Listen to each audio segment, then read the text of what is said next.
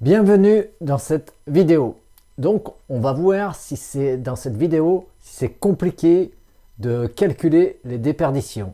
Donc avec une petite application très simple et gratuite, il faut le dire. Donc pourquoi s'en priver?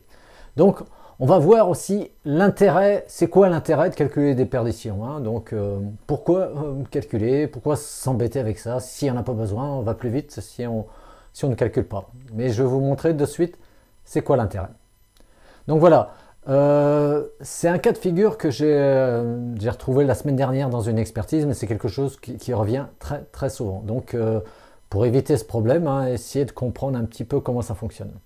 Donc voilà, donc si je prends une puissance du radiateur, là c'était un radiateur fonte avec une chaudière qui est en fuel, qui est envoyée de 80 à 60 degrés, c'était le cas de figure que j'ai trouvé dans cette expertise.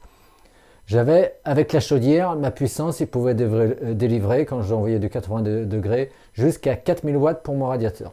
Ok, d'accord, bon allez, on met la pompe à chaleur.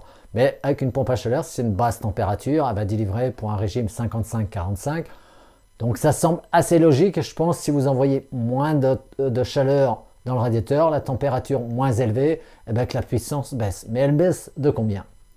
Donc c'est à peu près quand vous êtes sur en régime 55 degrés, 40, 55, 45, vous divisez la puissance du radiateur par 2. Donc c'est énorme. Donc après, les gens ils sont là, ça va chauffer ou ça va pas chauffer? Bah ouais, parce que si vous ne maîtrisez pas vos déperditions, là vous comprenez, on voit où est le problème. Si vous n'avez pas assez de puissance au niveau de votre radiateur, vous n'arriverez pas à vous chauffer.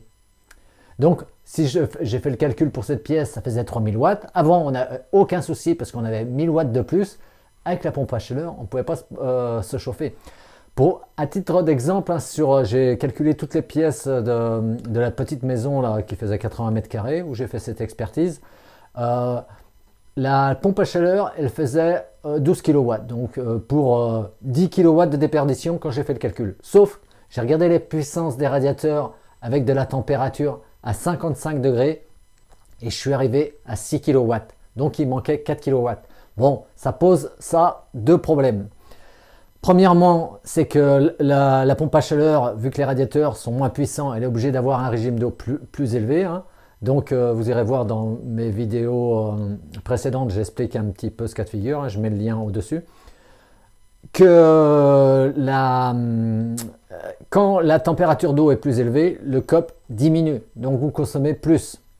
Et deuxième problème, c'est que quand il commence à faire trop froid, vous voyez bien que votre radiateur il n'est pas suffisant. Donc du coup, vous avez du mal à atteindre votre température ambiante de 19 degrés ou de 20 degrés. Donc c'est problématique quand même parce que vous consommez plus et vous n'arrivez pas à vous chauffer correctement. Alors que la pompe à chaleur, elle fait bien 10, 12 kW. Mais sauf que si les radiateurs, si vous voulez, dans une installation, il n'y a pas que la pompe à chaleur, il n'y a pas que la chaudière, il y a aussi les radiateurs.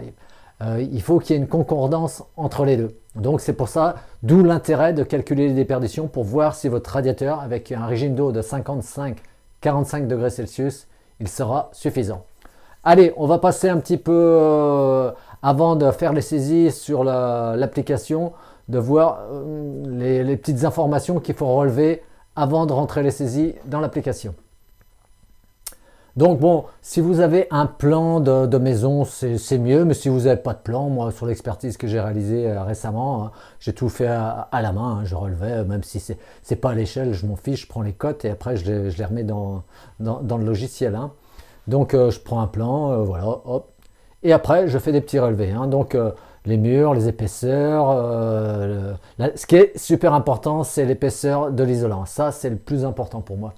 Donc pour cela, pour moi, pour trouver, vous allez me dire, ouais, mais comment faire pour l'épaisseur de l'isolant? Moi, j'enlève une prise, je démonte une prise et là, je peux accéder, voir l'épaisseur de l'isolant. Avec un petit réglé, j'arrive à voir assez facilement. Donc le sol, s'il est isolé, l'épaisseur du sol, le plafond, oui aussi sur le sol, il faut relever ce que je n'ai pas noté là. Est-ce que vous êtes sur terre-plein, vide sanitaire, c'est important. Le plafond c'est pareil, il faut voir est-ce que vous êtes chauffé, pas chauffé, sous comble, c'est important, il va vous le demander le logiciel, on va le voir par la suite.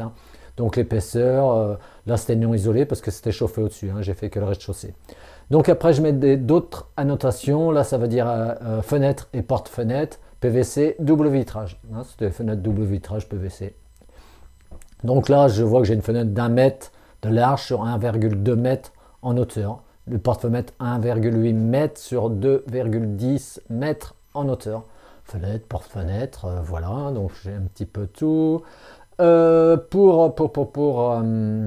Si là, les locaux attenant aux pièces chauffées, hein, là, c'était pas chauffé, le garage et le cellier n'étaient pas chauffés, donc je marque NC, non chauffé. Ça c'est important parce que dans le logiciel, il va vous demander de renseigner tout ça.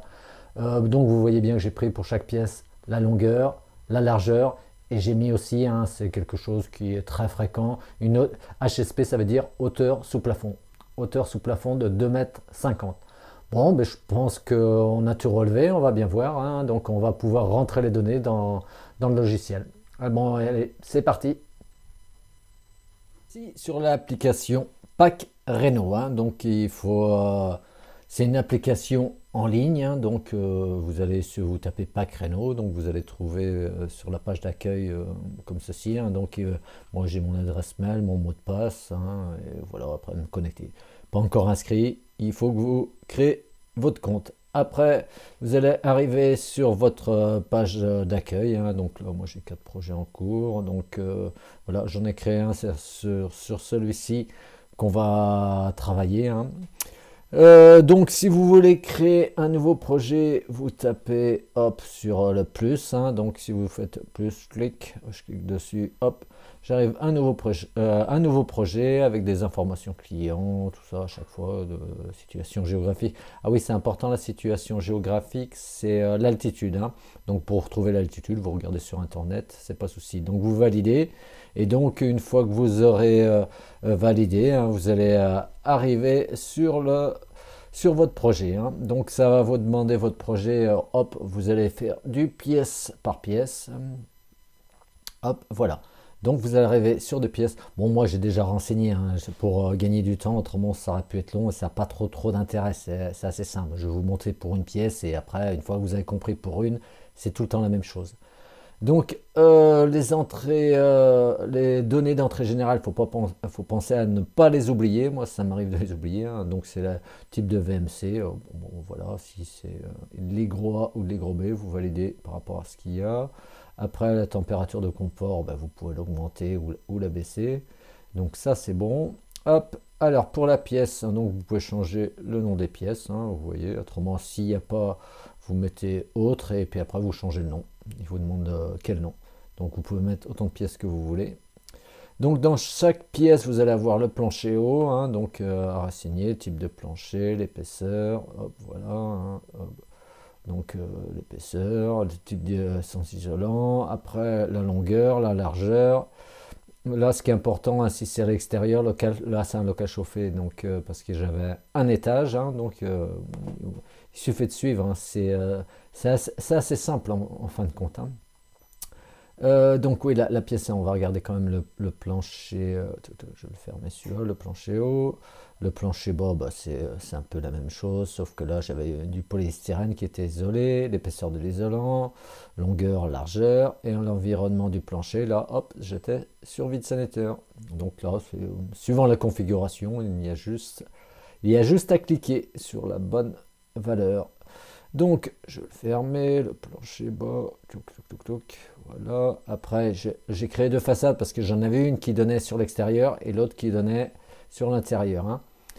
Donc voilà, l'endeavor, l'épaisseur, ça c'est un peu comme les plafonds et le sol. Sur position de l'isolant, isolation thermique par l'intérieur, isolation thermique par l'extérieur. S'il y a autre chose, vous marquez haute paroi. Mais par contre, il faut bien le renseigner, hein. Donc environnement du mur, voilà, là on était sur l'extérieur, donc il y a le local non chauffé et véranda. Donc voilà, on a fait ça. Donc là vous pouvez rajouter des portes et des fenêtres, hein. Donc moi j'avais des fenêtres, hein, j'avais trois fenêtres, donc voilà. Les fenêtres, on avait dit que c'était double vitrage PVC, hauteur de la fenêtre 120, si vous vous souvenez, vous regardez le plan. Largeur de la fenêtre 100, nombre de fenêtres 1, et hop, je valide. Et après j'en avais une autre et une autre, voilà. Donc ça, les fenêtres, c'est bon. Qu'est-ce que j'avais? Bah, les portes. Est-ce que j'avais une porte? Oui, voilà, j'avais une porte. Non, j'avais pas de porte. Mais bon, vous pouvez rajouter des portes si vous en avez besoin. Donc voilà, les fenêtres, je peux fermer. Et en fin de compte, c'est valable pour toutes les pièces, c'est tout le temps la même chose, hein. Donc une fois que vous avez renseigné toutes vos pièces, hein, vous voyez que c'est hyper simple et hyper rapide. Bon, ça passe un petit peu de temps, là, surtout la première fois, mais vraiment c'est pas complexe. Alors attention, hein, là je peux aller dessus, je peux voir le résultat. Si vous n'arrivez pas, que c'est un peu grisé, c'est plus gris, vous sentez, c'est signe que vous avez oublié quelque chose, vous avez mal renseigné quelque chose dans les entrées. Donc il faut vérifier et modifier, hein. Donc passez un petit peu de temps, essayez une pièce au début. De toute façon, si vous vous trompez, vous revenez sur accueil et vous faites pièce par pièce et vous revenez sur vos données, il n'y a aucun souci. C'est enregistré automatiquement, donc c'est pas un souci, hein. Donc si vous avez un doute, vous revenez sur accueil, vous refaites pièce par pièce et ça se fait très simplement. Donc là, bah, voilà, ça me donne tous les résultats de chaque pièce. Donc là, je me suis aperçu que je ne pouvais pas générer le rapport tout de suite, hein. Il fallait que je passe à l'étape suivante. Donc même si je passe à l'étape suivante, même si je ne le renseignais pas, je dis passer cette étape. Donc voilà. Donc voilà, ici je vais arriver sur... bon voilà, ça j'ai pas besoin de présélection. Moi ce qui m'intéressait c'était les déperditions, choix des équipements. Donc du coup je vais retourner sur accueil, hop, je vais retrouver mon projet en cours. Voilà, générer rapport, parce que là je vais vouloir générer mon rapport. Donc là je vais cliquer sur déperdition parce que c'est ça qui m'intéresse. Et donc là je vais voir le rapport. Donc je vois, voilà, le rapport il est bien renseigné avec mon nom, le nom du client, les éléments de l'étude. Voilà, en fonction de l'étude que vous avez renseignée, lui il va trouver directement la température extérieure de base, hein, votre température de confort. Il a cumulé vos surfaces, hein, 76 mètres carrés. Voilà, donc j'ai tous les éléments. Donc c'est super. Voilà. Donc avec ça, bah, après, vous avez votre rapport, c'est un rapport PDF, vous pouvez l'envoyer à votre client, l'imprimer et voilà. Moi, je le trouve très très bien, cette petite application, hein, que ça permet de faire, bon, c'est sûr que ça prend un peu de temps, mais au moins vous êtes sûr, vous avez vos déperditions.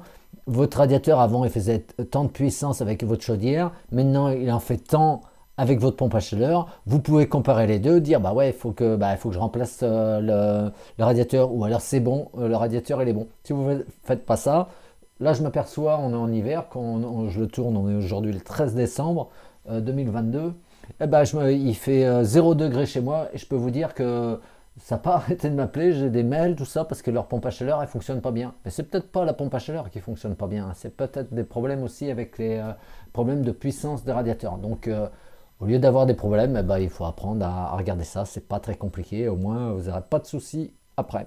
Bon, si cette vidéo vous a plu, un petit pouce, ça fait plaisir. Vous pouvez la partager. Et puis surtout, abonnez-vous. Moi, ça m'encourage aussi à continuer à faire de nouvelles vidéos. Donc, je vous dis à très bientôt pour une nouvelle vidéo.